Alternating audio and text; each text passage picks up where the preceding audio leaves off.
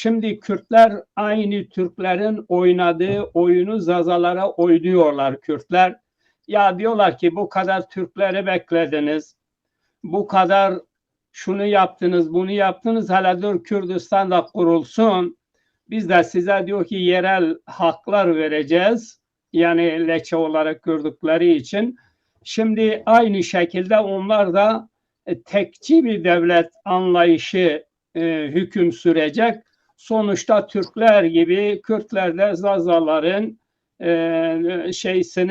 haklarını vermeyecekler. Biz bunu dört dörtlük biliyoruz. Hadepliler, yani HADEP PKK'nın uzantısı, herkes biliyor bunu. Bu Hadepliler Avrupa'daki Zazalara karşı da terör estirmeye çalıştılar. Hatta PKK'nın 4. cinayeti, Avrupa'daki 4. cinayeti benim yoldaşım Hasan Kavak oldu.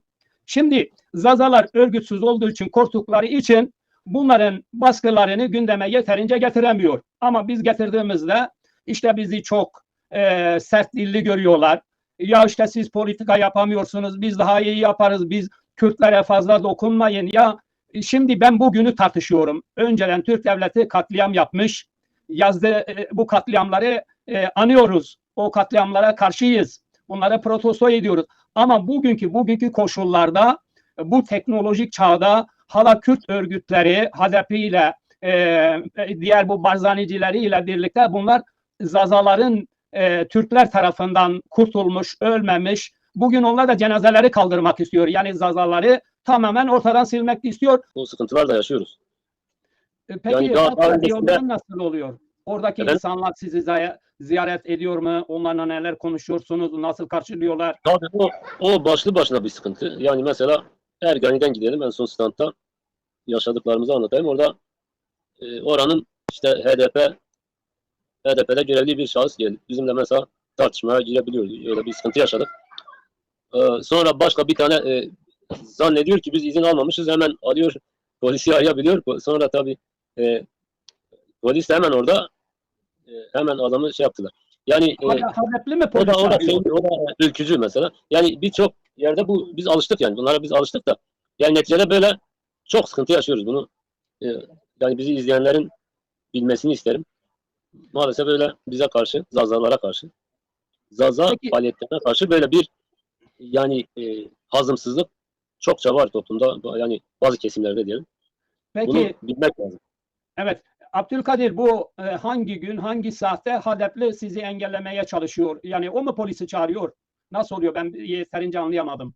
Şöyle, şimdi adam geliyor oraya, bizi görüyor standımızı ve hemen alıyor, arıyor. Polisi arıyor. Polis geliyor oraya, diyor izinli bir şey. Yani sen tamam buna karşısın ama izin alınmış, problem yok diyor adama. Öyle. HDP'liler hani kardeştir, Zazalar da bizlerdir, biz kardeş diyorlar. HDP'liler yani Kürtçüler zaten, onlar gelip bizimle tartışıyorlar, kavga ediyorlar ya, sen ne diyorsun? Onlar işi daha da şey yapıyorlar. Evet. Biz onlarla her yerde böyle sıkıntılar. Mesela Siverek'te geçen adam sözde Kürtçü bir yazar geldi, böyle top sakallı, ben çok da görmüşüm ismini şimdi. Yani tam hatırlamıyorum. Geldi o da, ya Zaza diyor, Zaza nedir? Zaza yok diyor. O da diyor Kürtçe yazın yani. Ya Zaza. Oraya demişiz ya işte, Zaza kimliğine sahip çık. Ya biz orada öyle yazmışız yani, orada bütün oradan geçenler, herkes o şeyleri görüyor. Adam onu görüyor ve diyor ki bu Zaza değil, Kürt yazacaksın buraya. Kim diyor?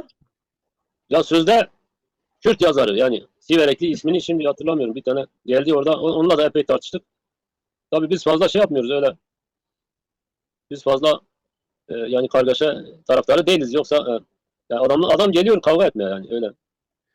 Yani bunlar hani Zazaların Kürt kardeşlerim dediği insanlar mı böyle yapıyor?